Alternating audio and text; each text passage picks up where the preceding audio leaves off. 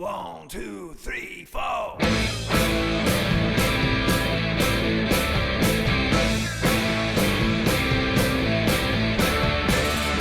have always been an avid fan of PvE co-op shooters. The idea of fending off a horde with other players is extremely fun for me. PvP shooters have always been my bread and butter, but when I need a break from them, or they begin to go down the shitter, gunning down AI is a perfect replacement for me. But they wore out for me after a while. Team Fortress 2's man vs machine mode lasted me a decent amount of time, even prompting me to spend some money on it. However, the upgrades don't have much variation to them due to a strict meta, and the mode is also basically dead. Following that, for anyone who watched my GTFO video, was Payday 2. This game has literally brought me several hundred hours of fun, with interesting enemies, a fantastic perk system, and even the story had me intrigued, eventually leading me to complete the secret ARG. But Payday also got boring for me. The archaic aspects of it, such as, ironically enough, the pointlessness of money after 100 hours, made the game feel dry. And I found myself playing a set group of heists over and over because there are a lot of heists that just aren't good. Looking at you, lab rats. So I was sort of looking for something to fill that void, and originally that was supposed to be GTFO, but, well, you guys know how that turned out. Then two games swooped in that would prove to be incredible in their entertainment value. One of which was Deep Rock Galactic, which I may or may not make a video on, and then the other one was...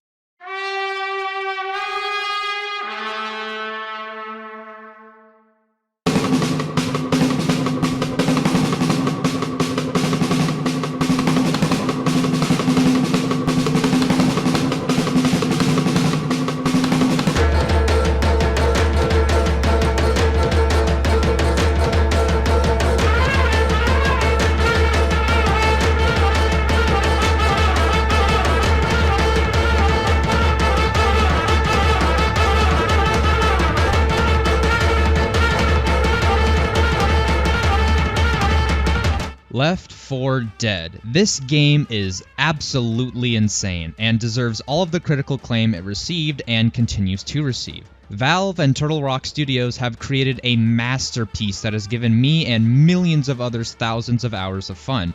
It's the reason why I wanted to make this video, because I think games like this should have their legacies preserved as long as possible. Now, I want to clarify that as it says in the title, I'm really only going to focus on the survival mode, as that mode is what gave me the most insight into the game's flawless design.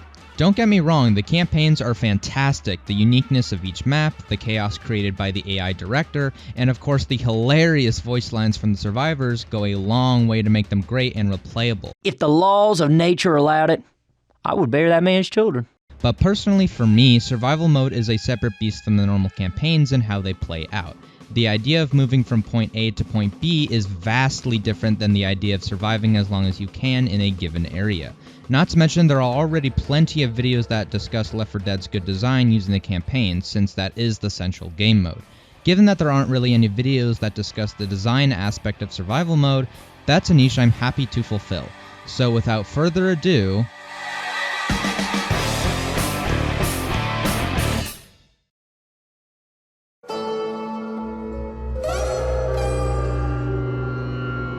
In order to explain why survival mode is so intense, we first need to go over the enemies themselves, and why they are one of the strongest, if not the strongest aspect about Left 4 Dead. These enemies are not only incredibly well designed, but also interact with each other in such a way that can turn any survival map into a damn war zone. The regular zombies, also known as commons, are a great place to start. You'd think that since they die so easily, even in large groups, they wouldn't be a huge threat. But pair them with specials and a tank, and suddenly they become arguably some of the biggest threats in the game. Besides presenting an overlying threat by coming from a variety of locations to cause chaos, commons have two big components that make them legitimately dangerous. They slow you when they hit you, and they body block you. These aspects make commons great for setting up for specials and tanks, especially the latter. A single common or even a horde of them on their own isn't the biggest deal, but all it takes is one common to get you killed by a tank, because they can lock you down. Since Left 4 Dead is on the Source engine, momentum is a core factor of movement, and anything that stops that momentum can be detrimental. Another key thing about commons that separates them from the swath of zombie enemies in other games is that they do not run in straight lines at you. They will actually zigzag while running, forcing you to actually aim, but it isn't obnoxious because their head level does not change unless part of the map is at a different elevation. Even when they do reach you, they don't just run to your front and start wailing. Commons are actually smarter than they look. Sometimes they will fake you out, running to your side, or sometimes even your back and then attack you. This can lead to instances of missing a key shot or melee swing, and encourages players to time their shots and swings more precisely, as well as to be constantly changing the direction they're facing. All of these aspects combine to make the commons in Left 4 Dead more than just a generic grunt enemy. They are great supports for bigger threats, and while not huge threats on their own, still have intelligent design in their behavior. Now for the specials, which I'm going to divide into two categories based on their primary attack style, AoE and single target, starting with the former. First up is everyone's favorite diabetic, the Boomer. Ah, god damn it! I consider the Boomer to be the strongest in terms of extremes in its behavior. What I mean by that is that compared to other specials, it can either have no impact at all or arguably the strongest. The Boomer, when in range, vomits bile on survivors, marking them as a priority target for commons as well as blinding them, making it hard to distinguish between friend and foe. When it dies, the Boomer also spreads bile to any nearby survivors and stumbling them backwards. In close range, the Boomer is a devastating foe. It's recommended to shove him away from any survivors first. But at a distance, he cannot do anything. Their huge hitbox combined with their low health makes them an easy target to take down. It's important to note that a Boomer's death explosion can stumble any infected nearby, including tanks. If the opportunity presents itself, players can utilize Boomers smartly to stumble high-priority enemies. Bottom line, if you see one in the distance, a couple bullets will take him out, but in close range, be very careful. A Boomer can easily screw your entire team, unless you have a thing for getting spat on. The other AoE special is the Spitter, pretty self-explanatory. At almost any range, it can fire a huge pool of toxic goo on the ground, damaging survivors in it. Something of note is that the goo hurts more the longer you stand in it, so taking a couple ticks is fine, but if you don't respect it, it won't respect you. This better enforces the denial power of the Spitter, because it gives you proper time to react, but providing incentive to stay the fuck away from it. Lastly, Spitters will be dripping bright green goo out of their mouths, helping to distinguish them from other infected. This is important because Spitters will actively try to be far away from the survivors if their spit is not on cooldown, so making them stand out is a necessity. Then we have our single target specials, the Hunter, the Jockey, the Charger, and the Smoker. These guys are designed to lock down a single target, creating havoc for the remaining survivors in the process since there is one less survivor to be outputting damage. They are more aggressive than the Boomer and Spitter, and therefore each have specific methods to counter their attacks. These methods will be addressed as we go down the list. The Hunter crouches down, slowing itself, and then leaps to any survivor in its line of sight within a moderate range. If it lands on someone, it will quickly deal damage to them as it quite literally rips them apart. Get it off me! A quick shove will get them off their target but still require a few bullets to finish. Hunters can either be shoved with precise timing before they reach you, or you can strafe perpendicular to their leap repeatedly until they are dead. Although most veterans recommend the shove tactic, as the strafe tactic, while easier, can be shut down by the presence of other infected. Hunters have a darker color palette that helps them blend in with the rest of the crowd, forcing extra vigilance from survivors. Oh shit, Chucky!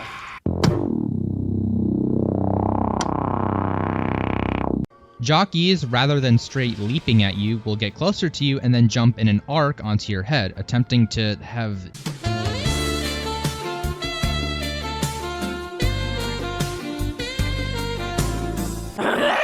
intercourse with it, dealing damage in the process. Because of this, it basically is impossible to shove it out of its jump. Instead, get close enough to bait out the jump, but just out of its range so it ends up right in front of you, then shove and shoot. Like the Hunter, shoving a Jockey off a survivor will also stun them and save your teammate from being sexually traumatized. The Smoker, having smoked 2 packs of cigarettes a day for years, has allowed it to come with an incredibly long tongue. With said tongue, smokers can latch onto survivors from a long distance and pull them towards it, with the survivor being held in one spot if they cannot be pulled any further due to terrain, and then begin taking damage. To free said victim in order of most preferred to least, you can shoot the tongue, shove the tied survivor, or shoot the Smoker itself. Alternatively, you can prevent prevent getting grabbed in a few ways. Simply cutting line of sight with the smoker as it shoots its tongue out, timing a melee swing with a sharp weapon, and in rare cases, throwable objects like gas cans can be thrown to block the tongue as well. Also, the smoker will have green particles flowing around it to help you spot it better. Lastly, we have the charger. These guys at most ranges will charge in a straight line at a survivor, and if they snag someone, they will start smashing them into the ground repeatedly when they hit a wall or run out of charge distance. If your fellow man is having his entire body turned to moisture, don't bother shoving. Chargers do not give a shit. A few bullets to their peanut brain will do the trick. Chargers are by far the tankiest special, and they receive damage reduction while they are charging. Due to this, only a fool will shoot a charger coming straight for their ass. Instead, predict the specific direction they will charge and strafe out of the way. This is a PSA to those players who get hit by every single charger in existence. I swear, people know how to shove hunters and jockeys perfectly, but their brain just shuts off when they see a charger. One tiny note, all of the specials die with one melee hit, except for the charger who requires two. So be cautious if you intend to engage in an honorary duel with it. Each Left 4 Dead special presents a legitimate threat to survivors, only amplified when they are combined. The Spitter, in particular, is great with other specials, as any of the single target specials can lock you down in the midst of spitter goo, causing you to take immense damage. Spitters can also block paths or corner you, making you an easier target for other specials. Additionally, multiple single target specials can create a CC chain of sorts depending on how many there are. Imagine a bunch of solicitors trying to sell you pointless shit, and that's basically what it feels like. The Boomer's Vomit will blind you, making it extremely difficult to spot any specials headed your way. It is absolutely vital that you are vigilant for audio signs of special enemies, either their grunt or a specific music cue. Each one has a unique musical jingle, whether it be the deep cello of the boomer or the prancing piano of the jockey.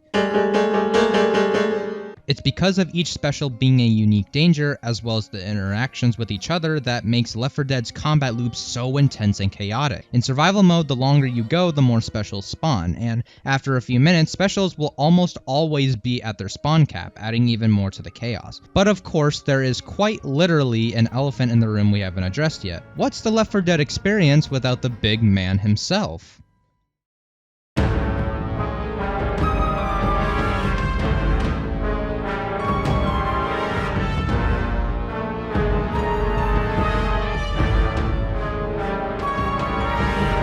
I don't think I've ever seen an enemy so simple, yet so dynamic at the same time. The tank is one of the most well-designed boss-esque enemies I've seen to date. This guy will fuck your shit up, and then fuck the rest of your team's shit up. In survival, the tank is the main wild card, usually ultimately deciding how you'll be tackling a map, based on where he can come from, and of course the map itself. The tank only does two things: it punches you really hard, and throws a rock really slowly. But there are so many ways to play around this guy that keep him interesting. Kiting is the name of the game with the tank, and it's a skill you'll need to master when playing certain survival maps. The most basic thing is to run in straight lines, as you'll be moving the fastest that way. In order to reach high places, the tank has a climbing animation, and a common technique is to bait this animation out as many times as possible, since he cannot attack while in the animation. Especially in close quarters, this technique will take some time to learn, as sometimes the tank will screw climbing and just pummel you instead. Whoever has the tank's aggression on them needs to path in such a way in which the tank will climb. Things like jumping at an angle onto a surface or not having enough momentum will condemn you to a fate with the tank's fists. Even if you're low health, you can kite the tank around objects to buy you some time before he reaches you. This has saved me more times than I can count. Here's a demonstration.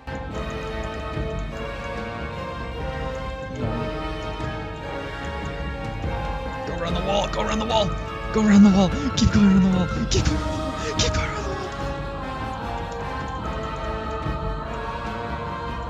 Die already. Of course you shouldn't play with fire. Find some first aid, you dingus. Speaking of fire, that's the tank's kryptonite. Not only does fire absolutely shred it, but it also slows it, which is something I didn't even know until making this video. Molotovs are always going to be old reliable when it comes to lighting tanks up, but jerry cans are also great sources of burning hellfire, especially in survival where you have the option of stockpiling them. If you can reenact that one scene from the intro, then congratulations, you've just made the tank's day a whole lot worse. Or possibly your team's, depending on how you use it, in which case And all of this was just about one of his 2 attacks. His rock throw was no joke either. Getting hit by a block of cement makes you look really stupid, so stand behind literally any piece of cover, or if you can't, you're gonna have to pull a Telltale game style quick time event to dodge, because the tank is not nearly as dumb as it looks.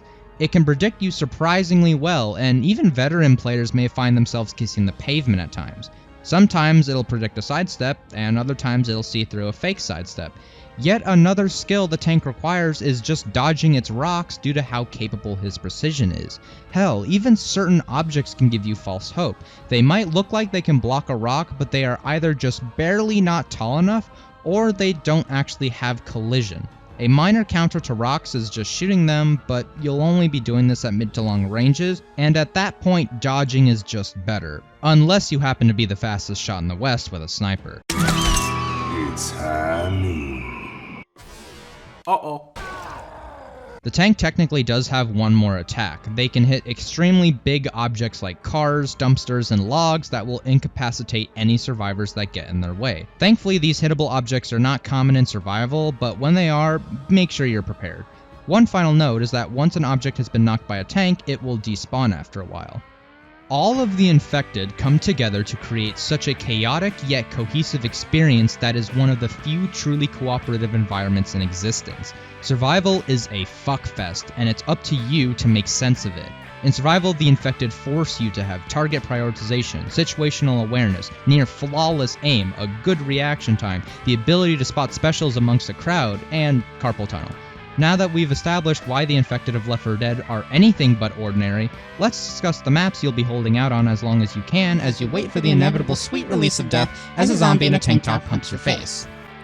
The bus is on the road, sweet Georgia fades away. We'll be burning down.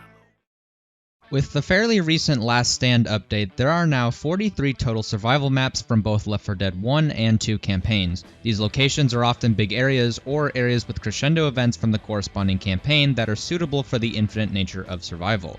A big reason why I'm focusing on the survival mode is purely because of how unique every map is and how you play it out. The Left 4 Dead Gold Miner's Guide is proof of this idea, as it breaks down almost every map outlining player positions, what guns to use, what each player's target prioritization should be, and so much more. A couple of maps are not completed at time of writing, but it still is a great guide nonetheless, and is an amazing demonstration of how in-depth survival mode can be. There are 2 overall strategies that you'll be utilizing, holdout and lapping, with the former being more common, but don't think for even a second that means it's easy. The idea of holdout is self-explanatory. You stay in one spot and survive for as long as you can. There are plenty of varying factors depending on the map. Refilling your ammo can take no thought or the most precise of timing. Spitters might not be a threat on some maps but are detrimental on others. The roles of players, as in where they stand, what gun they use, and what enemies they focus, is probably the biggest varying factor. For instance, a classic map of survival, Dead Center Gun Shop, just has you holding in the grocery store spamming the M16 spawn in the back. But to truly get the longest time, people in different positions have somewhat different roles. Players A and B focus on the main choke point even if tanks make it through and head off to the side, shooting said tanks if there is nothing else to shoot. Player C has the extra job of baiting the tank to throw rocks at the shelves, allowing players A and B to remain on the front. Player D is meant to catch any stragglers that make it to the shelves on the left. Lastly, the counter the survivors hold is a key part of the defense, as the tanks will almost always climb on it, and since it has to crouch once it gets up, you have a huge time window to kill it, especially considering the tight space of the grocery store. Death Toll Boathouse is another example of a holdout map in a tight space, with this boardwalk being the main defense point. Yes, there is water surrounding the boardwalk, but you have to go all the way to the front to get back on, as it is too high for jumping. It is highly recommended to bring gas cans to the boardwalk to help later on with clearing out commons and getting damage on tanks. Tanks do one of 2 things on this map, either heading straight through the boardwalk choke, or pathing to the left and climbing up to the survivors. Players A, B, and C stand on the posts here, while player D stands more up front. Players A and B mostly have the same role, swapping between the choke and tanks that climb onto the left, with the choke being the main focus. Player C also focuses the front, but should prioritize anything behind the tank, such as commons that might screw with players A and B. Player D's role is a bit more complicated, differing from Gunshop where they really just watch for stragglers. See, chargers are particularly threatening on Boathouse because any charged players will likely be taken to the deep water behind, which is instant death.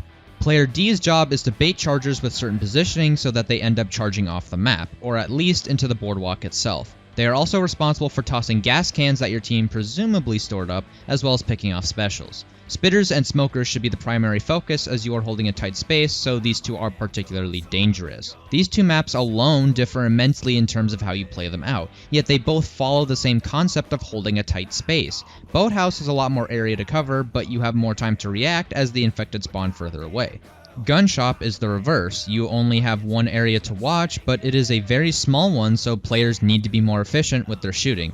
Even the threat level of specials changes. For instance, chargers on Gunshop aren't too bad because most of the time they'll just hit the counter in front of you. But in Boathouse, they can easily insta-kill you as mentioned earlier. And of course, there are plenty of other holdout maps, a couple of notable ones being No Mercy Hospital, Swamp Fever Gator Village, and a personal favorite of mine, Parish Bridge. You'd think that staying in one place is going to play out the same despite the map, but no. The map combined with the infected can really add variety depending on which one you play, and that is something I applaud Left 4 Dead for achieving. The other type of strategy is known as lapping. Some maps don't exactly have an optimal place to hold out, whether it be for lack of ammo or just a bad layout, and that's where lapping comes in. In a nutshell, lapping is taking a specific path around a map and staying alive for as long as you can. Now, if you watched my GTFO critique, you might remember I complained a lot about kiting in that game because of how much you rely on it. Some of you might be typing hypocrite in the comments as I speak, but there's a key thing that separates GTFO's kiting from Left 4 Dead's lapping. See, in GTFO, enemies run in straight lines at you and their attacks can be dodged somewhat. The player has no stamina, nor really any form of advanced movement, so all you do is run in straight lines, run in a circle, or just straight through enemies if you're getting assaulted. Throw in the fact that you regenerate health up to a minimum of 20%, even more with certain boosters equipped, and there is nothing truly limiting the player. In Left 4 Dead, however, the player, while seemingly a god, still has limits attached. You have a limit on how many times you shove in quick succession. After a few times, a cooldown is placed on it so you aren't completely immune to commons and certain specials. I already discussed the movement and source engine, which is another limiting factor for players, and of course the most important limiting factor are the infected themselves, particularly the specials who are, again, literally designed to lock you down. Missing a shove on a hunter or a spitter compromising your position could spell doom for your run. The key thing to understand between GTFO and Left 4 Dead's kiting cycles is that, to put it bluntly, Left 4 Dead's cycle takes actual skill, and even then the game can still outplay you. Let's break down a couple of examples of lapping maps, and what better way to do that than to discuss the most infamous lapping map, No Mercy Rooftop. You stay up on the main area for a bit, but once the first tank comes in, it's time for the fun to start. The survivors must stick to the most bottom level of the roof, running either clockwise or counterclockwise, with the former being more common, so we'll be referring to that. Starting from the spawn building, you jump down and head right, going to the left of the ventilation unit. Jump down to the vents to cut the corner, but be careful not to jump too far left, otherwise you might be hanging from the ledge. Proceed along the path to reach two ladders. Normally the far one is the safer option as it leaves you the least exposed to the upper levels, but the closer ladder supposedly helps throw off smokers who are a detriment in this circuit. Keep going while sticking close to the wall. An important underlying factor about the lapping is that you stick as close to the wall as possible so that you aren't exposing yourself to threats above such as smokers, hunters, and tank rocks. Rounding the corner, stick to the wall until you're next to the ventilation unit and then go around that. Going around the vent means you are out of range of jockeys, which are one of the most common threats in this area. Cut another corner by jumping off the edge. Once again, don't jump too far. Following the next corner, it's critical that you properly time a crouch jump on the vents and then head left around the large ventilation unit so that you aren't exposed in this area for too long. Then repeat the cycle for as long as you can, dodging or killing any infected in your way. The main reason lapping works, particularly on this map, is that it throws off the pathing of a majority of the AI, most importantly the tanks. Though for this to be the case, it is vital that everyone sticks together so that none of the AI are able to reach lone survivors. Meaning, if someone goes down, 9 times out of 10, they're a goner. Commons here and there and a special or two will eventually still find their way to you, which is why lapping has risks to it that players are forced to address. I play with a Left 4 Dead veteran who helped with this video. He spent an insane amount of time on Rooftop, has managed to reach an hour-long time on it, and has almost 4,000 hours on the game. And when I play with him, he can still make mistakes or get caught out by the infected. That's how crazy Left 4 Dead is, even when you are literally just running in circles. How about another lapping map, good old Dead Center Atrium, which by the way has not one but two alternate holdout strategies in addition to the lapping. What's amazing about this map is that the circuit you take can be pretty versatile due to all the verticality going on, which can teach you to be adaptive when it comes to decision making. You have to know when to pause the circuit to get tanks into optimal positions. You need to be vigilant about when the tank throws a rock because he can actually track you through walls. You have to be quick about dealing with specials because they can come from practically anywhere, and it goes beyond that. There is so much that goes into Atrium that I don't think I could do it justice in this video. I highly recommend you go read the Atrium section of the Gold Miner's Guide that I've linked in the description. I would also highly recommend trying out these strategies yourself with some friends, or at least attempting it with randoms if possible, because it really does expose you to the dynamic nature of survival mode.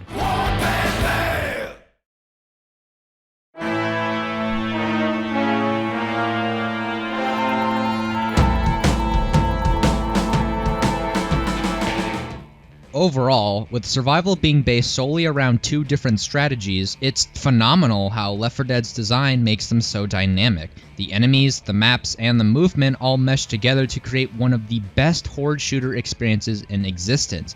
And considering the reputation of horde games, particularly zombie games, that's a huge fucking accomplishment. Normally, I'm no achievement whore, just ignore that. But I feel motivated enough to go for the Killing Spree achievement, where you obtain a gold medal by surviving for 10 minutes on every survival map, because the game is just that fun for me. I currently have a few left, some of them being the hardest maps, yet I am fully committed to getting those golds. But what about after that? I briefly discussed in the intro that I sort of moved between co-op shooters. There has to be something to replace Left 4 Dead once I eventually decide to move on. And what better way to do that than to stick with the guys who created this masterpiece? In case you've been living under a rock, Turtle Rock Studios are developing a spiritual successor, Back 4 Blood. It's in a different universe with different characters, but it's the same general concept. It's basically a modern version of Left 4 Dead, and given what they did back in 2009, I'm personally excited to see what they can do in 2021. Well, mostly. There were some outstanding issues during their alpha, such as some special enemies being too tanky, and RNG having too much of an impact on the cards that determine enemy modifiers. But based on what I've seen in recent trailers, they seem to have been addressed at least somewhat. Only one way to find out if it can live up to the legendary Left 4 Dead franchise. In the meantime, give survival mode a shot, especially with friends. I've had a blast with it, and I'm sure you'll have a great time too, holding your own against the infected horde. Also, stop getting hit by fucking